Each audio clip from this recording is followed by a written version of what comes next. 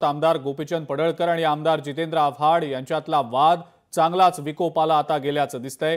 जितेंद्र आव्हाडांनी दिलेल्या मंगळसूत्र चोर या घोषणेनंतर पडळकरांसोबतचा वाद वाढला होता। त्यानंतर आता विधान भवनाच्या लॉबीमध्येच पडळकर आणि आव्हाडांचे कार्यकर्ते एकमेकांना भिडल्याचं पाहायला मिळालं। जोरदार हाणामारीचा प्रकार घडला आणि हा सगळा प्रकार समोर आल्यानंतर जितेंद्र आव्हाड चांगलेच संतापल्याचंही दिसलं।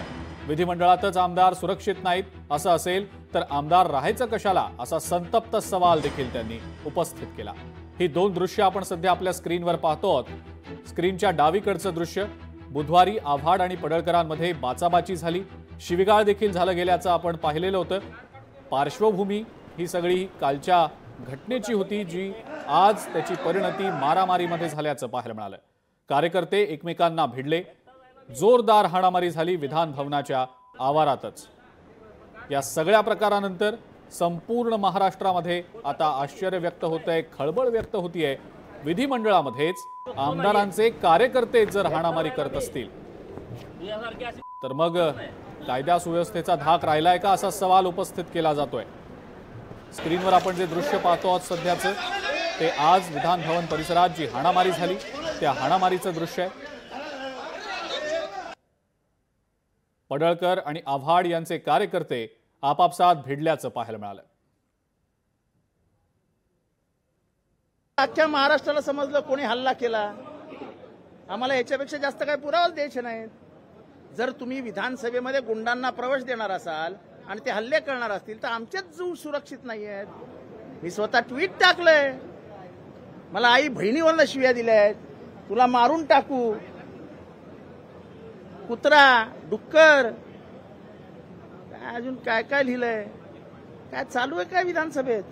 मी भाषण करून बाहेर आलो आणि थोडासा मोकळी हवा खेळायला बाहेर गेलो होतो, हा मलाच मारण्यासाठी आले होते सगळे। म्हणजे विधानसभेमध्ये विधिमंडळाच्या पायऱ्यांवर भवनामध्ये आमदार सुरक्षित नसतील तर कशाला राहायचं आमदार? काय गुन्हा आहे आमचा? कोणीतरी मवाल्यासारखा येतो आमच्या आई बहिणीवर शिव्या देतो, त्याला ऑफिशियल लँग्वेज म्हणून डिक्लेअर करा ना। अनपार्लमेंटरी वर्ड्स वापरले जातात, करून टाका पार्लमेंटरी वर्ड्स आहेत म्हणून। सत्तेचा एवढा मुजोरपणा, सत्तेचा एवढा माज।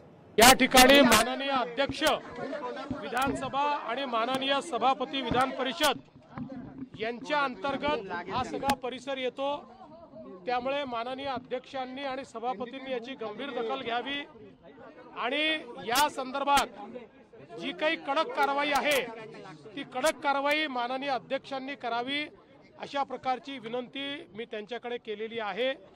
मला असं वाटतं की अशा प्रकारे एकतर या ठिकाणी इतक्या मोठ्या प्रमाणात लोक जमा होतात आणि मारामारी करतात, हे या विधानसभेला शोभणारं नाही आणि म्हणून याच्यावर निश्चित कारवाई ही झालीच पाहिजे। पण ते समर्थक आहेत का गुंड आहेत?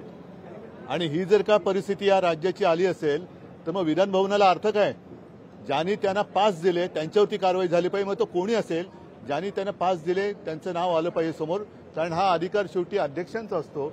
अध्यक्षांची पण दिशाभूल केली गेली का हा पण विषय आहे। मात्र अशी मारामारी आणि आमदारांना धक्काबुक्की, ही गुंडागर्दी आता विधान भवनापर्यंत पोहोचली असेल तर मग हे फार अवघड आहे।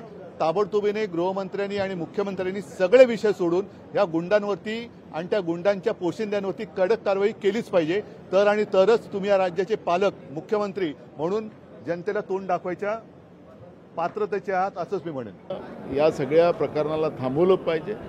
जी महाराष्ट्राची प्रथा आणि परंपरा जी आहे आणि उज्ज्वल परंपरा राहिलेली आहे, या परंपरेला ज्या पद्धतीनं छेद दिला जातो असेल ती गंभीर बाब आहे। मी सुद्धा विधानसभा अध्यक्ष होतो आणि मला या सगळ्या गोष्टीची माहिती आहे, पण या पद्धतीचं ही सगळी घटना झाली, याला जो कोणी दोषी असेल तातडीनं अध्यक्षांनी आणि सभापतींनी कारवाई केली पाहिजे आणि हे पुढच्या काळात हा प्रकार घडू नये याची काळजी घेतली। सभागृह कायदा सुव्यवस्थेवरती चर्चा चालू आहे आणि सभागृहाच्या विधिमंडळाच्या आवारात मारामारी झालेली आहे।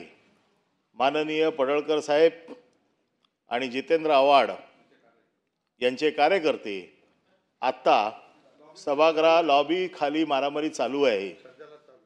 म्हणजे काय चाललंय काय सभागृहात? आता ह्याला तर काय मला माहित नव्हतं मारामारी होणार म्हणजे, नाही तर लिखित दिलं असतं. पण ही माहिती म्हणजे आणि मारामारी पण पूर्वसूचना न देता करतात. मग ती सुधारणा जर दिली असती तर सांगितलं तरी.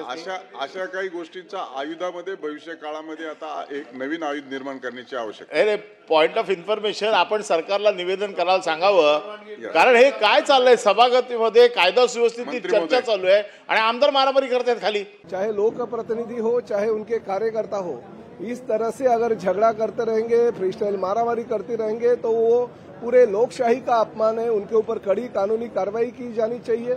ठीक है, पॉलिटिकल मतभेद होते हैं, मगर मतभेद जबानी तरीके से हम भाषण में या हमारे विधिमंडल को जो सभागृह हमें दिया है उसमें हम हमारी जो बातें हैं वो बोल सकते हैं, लोगों के सामने रख सकते हैं. मगर विधान भवन के परिसर में इस तरह से अगर कोई फ्रीस्टाइल मारामारी करता है तो उसका मैं निषेध व्यक्त करता हूं और मैं दरखास्त करता हूं हमारे अध्यक्ष महोदय और साथ ही में सभापति महोदय को कि इन लोगों के ऊपर कानूनी कार्रवाई की जानी चाहिए. आज हाथ के माध्यम से उनकी एक दूसरे के ऊपर मारापीटी हो गई, भविष्य में और भी कुछ हो सकता है. तो इनके ऊपर कडक से कानूनी कार्रवाई ऐसी होनी चाहिए कि भविष्य में यहाँ पे ऐसी चीजें किसी ने करनी नहीं चाहिए. अशा पद्धतीने आमदारावर हल्ला करण्यासाठी बाहेरून भाडेकरी त्या ठिकाणी आणले जातात, गुंड आणले जातात आणि तिथे असणारे सामान्य कार्यकर्ता नितीन देशमुख याचे कपडे फाडले जातात.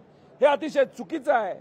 अख्ख्या महाराष्ट्राने ही घटना तिथं बघितलेली. ही गुंडाशाही आहे, ही दडपशाही आहे आणि आपल्याला जर सत्तेचा एवढा अहंकार असेल तर तो आपण इलेक्शनच्या माध्यमातून तो त्या ठिकाणी उतरू. पण सरकार आणि अध्यक्षांच्या माध्यमातून, सभापतींच्या माध्यमातून आव्हाड साहेबांवर त्या ठिकाणी जो हल्ला होणार होता या बाबतीत कारवाई झाली पाहिजे, शहानिशा झाली पाहिजे. लोकशाही मराठी ऐका, पहा, जागरूक रहा.